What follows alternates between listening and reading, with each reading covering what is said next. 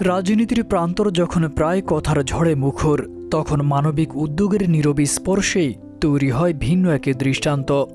সে বার্তায় যেন দিলেন বাংলাদেশ জামায়াতে ইসলামীর আমির এবং জাতীয় সংসদের বিরোধী দলীয় নেতা ডাক্তার শফিকুর রহমান।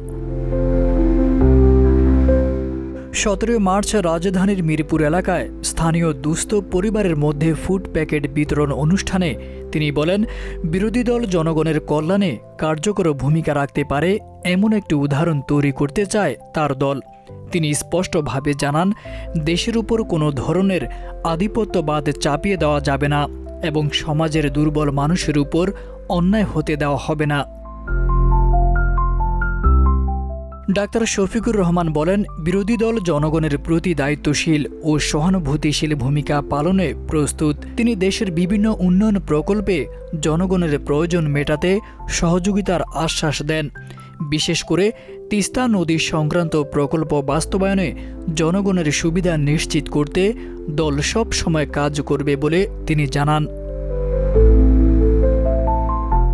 অতীতে বাংলাদেশের জনগণের জন্য চীনের দেওয়া কিছু সহায়তা যথাযথভাবে ব্যবহার হয়নি জানিয়ে তিনি বলেন, তবে ভবিষ্যতে দেশটি আরও বেশি করে বাংলাদেশের মানুষের পাশে দাঁড়াবে বলে তিনি আশা প্রকাশ করেন।